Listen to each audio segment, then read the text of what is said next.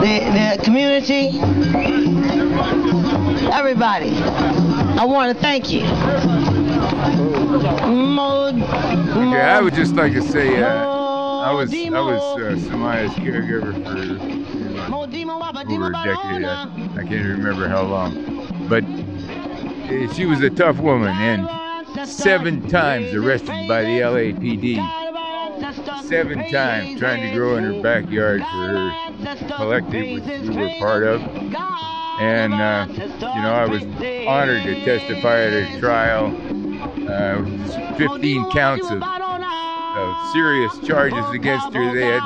We had to sit there and hear the jury say not guilty 15 times on the first ballot, you know. And she spent 62 days in jail, almost died after being arrested by the LAPD. So her spirit's with us here today. Patient, they took her plants, they destroyed her life, they made her go through court. For a healthy person to go through court is difficult. For a disabled person with a physical or mental disability, it can be devastating. And the problem for the last 12 years is what's been happening is it's been the sickest and the poorest people who have been on the front lines of this war. Imagine if we sent our sick and disabled out to Iraq and forced them to fight the battles for us. Well, that's what's been happening for the last 12 years. We worked on the 2008 hemp initiative, tried to get it legalized. We failed, we didn't get enough signatures. So we're back again to do it in 2010. This, what I got in my hand, is basically the same initiative as 2008.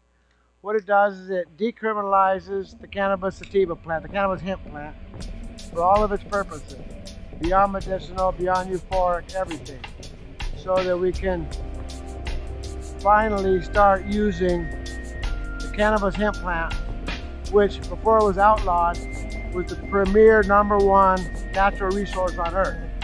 There's only one plant that grows a forest in 6 months. 10 tons per acre, that's 5 tons of carbon dioxide pulled out of the air. You can take this cannabis, this carbon dioxide you trapped, you can turn it into building material. You can turn it into automobiles. In Germany, they're making BMWs, fiberglass bodies, out of cannabis hemp right now, today. You can't buy one in the United States because they're illegal to import because they contain marijuana. How sick is that?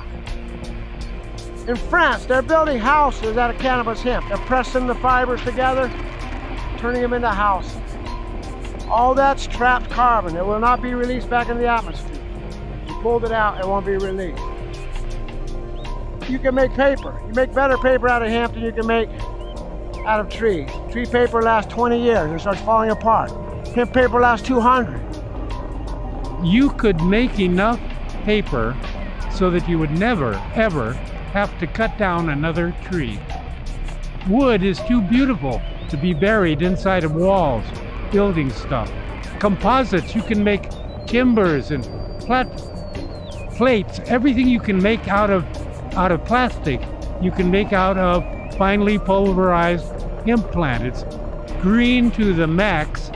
This is just one aspect of a plant that is a miracle on 10 different fronts. Going to be dead on cancer, all types of cancer, internally and externally. And it's all 6 or 7 types of cancer on a different one. And they all faded in 2 days to 2 months. They were 100% clean of everything. Not one thing, and they never come back.